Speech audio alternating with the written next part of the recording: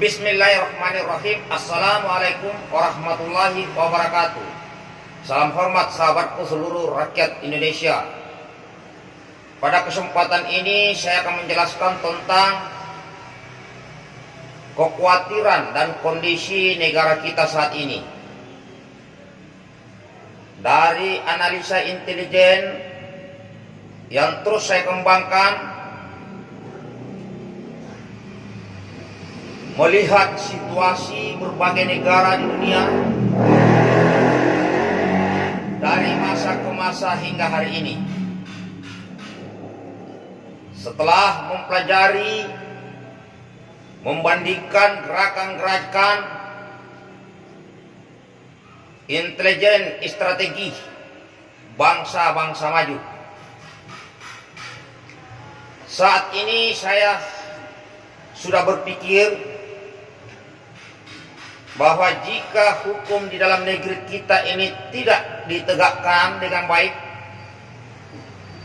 kita sedang menuju ke tanda-tanda perang saudara. Ingatlah, situasi bangsa Indonesia saat ini adalah sama dengan situasi negara Suriah, adalah sama dengan situasi negara Lebanon, adalah situasi seperti negara Irak beberapa tahun sebelum mereka hancur. Kita ambil yang terdekat, yaitu negara Lebanon, yang beberapa waktu lalu kita tahu di kota Beirut telah terjadi ledakan yang maha dahsyat yang meluluh lantahkan sebahagian kota Beirut, yang mengakibatkan korban kurang lebih 70 orang dan luka-luka kurang lebih 4.000 orang, dan bangunan banyak yang rata dengan tanah. Dari analisa pergerakan intelijen dan menyimpulkan bahwa di lokasi itu terdapat senjata milik Hizbullah, milik milisi Hizbullah. Hizbullah ini adalah salah satu sayap dari partai Iran yang memiliki perwakilan di kota Beirut. Bahkan diduga kekuatan senjata alutsista milik Hizbullah jauh lebih baik daripada milik tentara Lebanon itu sendiri. Berarti di belakang Iran ini, di belakang Iran yang ada di Lebanon, Hizbullah, di sana ada Amerika. Dan kita ketahui semua bahwa Amerika juga bagian daripada sekutu Israel.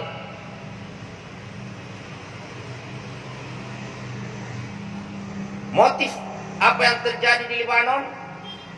Ingat, ada perusahaan raksasa milik Amerika di Lebanon dan 12 negara asing lainnya, perusahaan asing lainnya sedang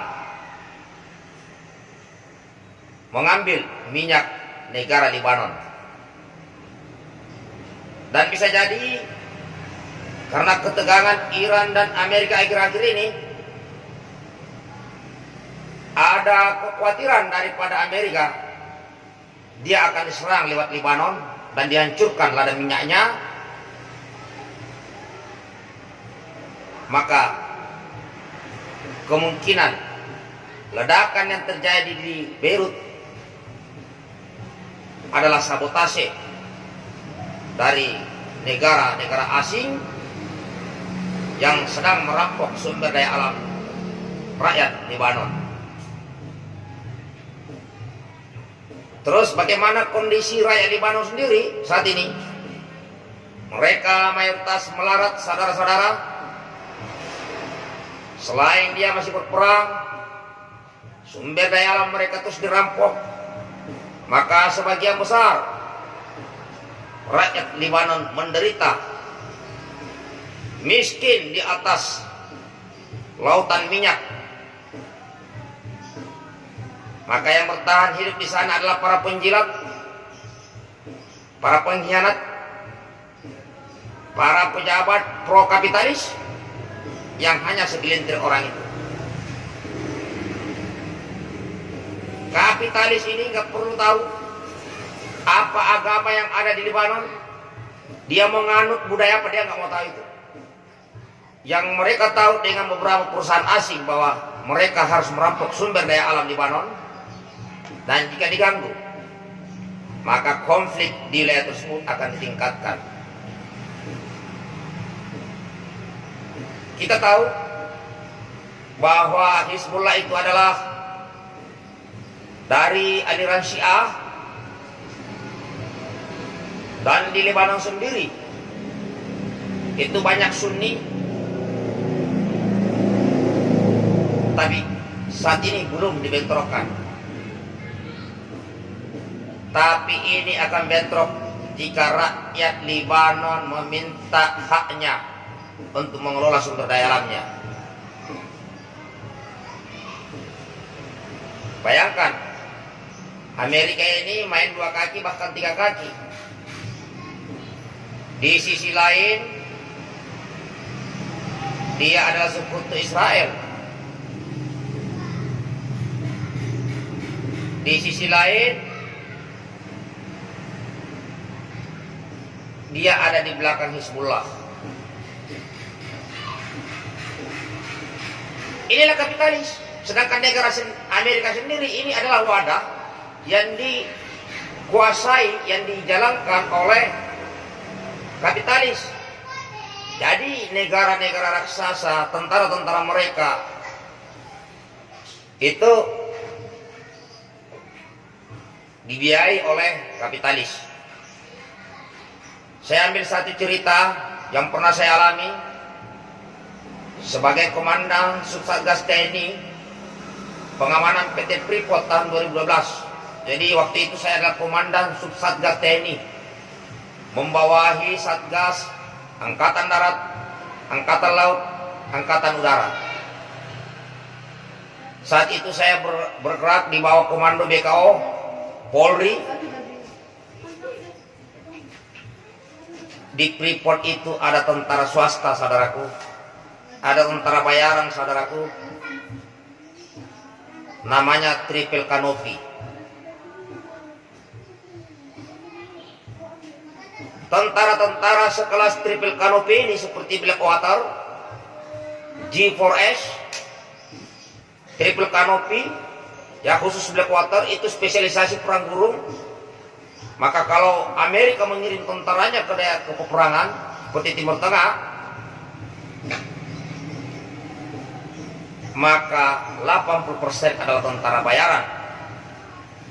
Dananya dari mana? Sebagian besar dananya dari kapitalis.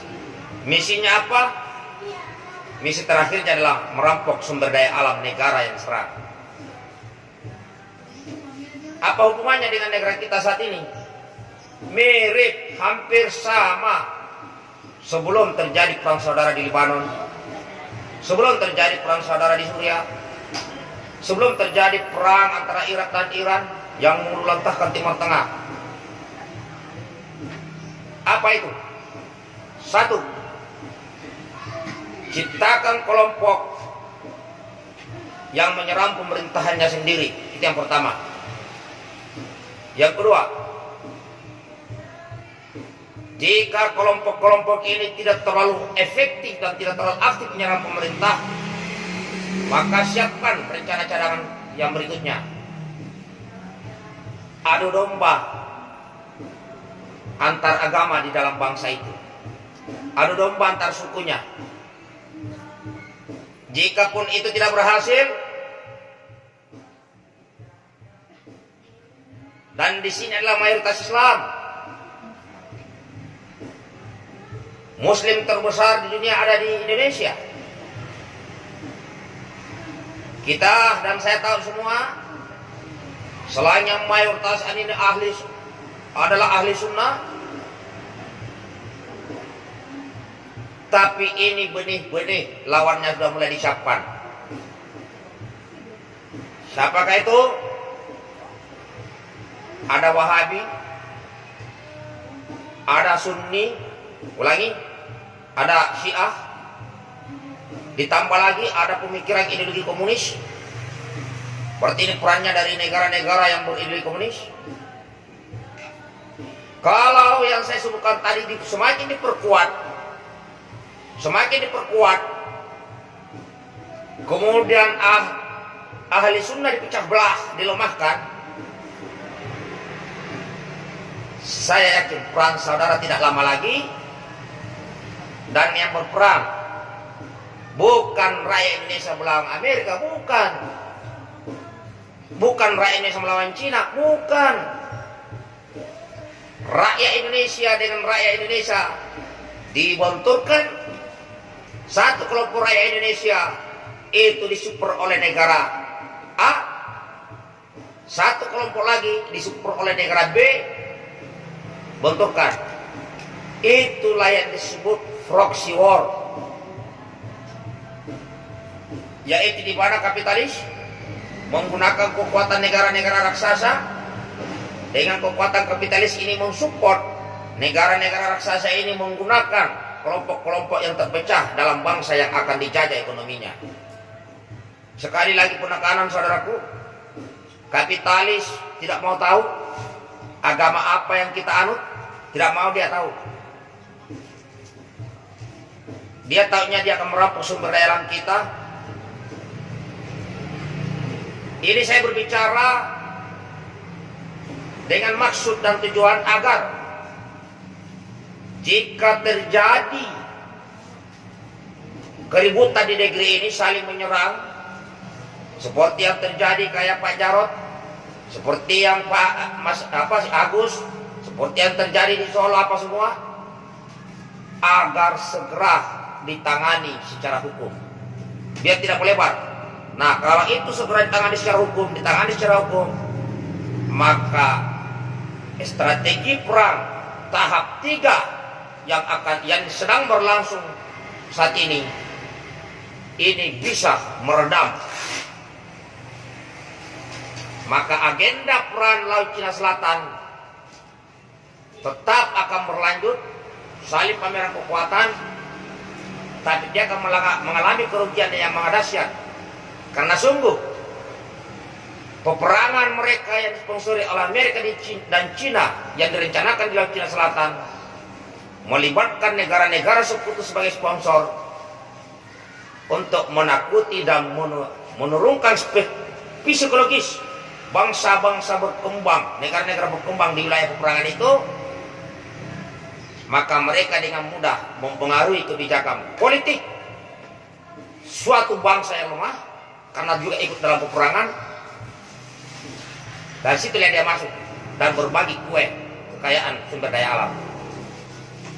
Bisa saja sebagian besar, sumber daya alam Filipina, sumber daya Malaysia, sumber daya alam Indonesia melimpah ruah, minyak di Brunei, itu semua adalah target-target kapitalis untuk menguasai lingkaran Asia Tenggara. Ini saja sahabatku, tolong bantu viralkan ini. Jikalau ini hanya dikatakan omongan belaka, silakan. Kelak video ini akan ada di YouTube, akan didengarkan oleh yang menonton sekarang maupun di generasi-generasi masa datang, sehingga jika tidak diantisipasi dan terjadi perang saudara di Indonesia ini, maka ini akan menjadi pengalaman yang pahit. Ini akan menjadi bahagian daripada ilmu intelijen strategi bagi generasi yang akan datang. Terima kasih sahabatku, tetap semangat, merdeka. Salam hormat buat semuanya. Assalamualaikum warahmatullahi wabarakatuh.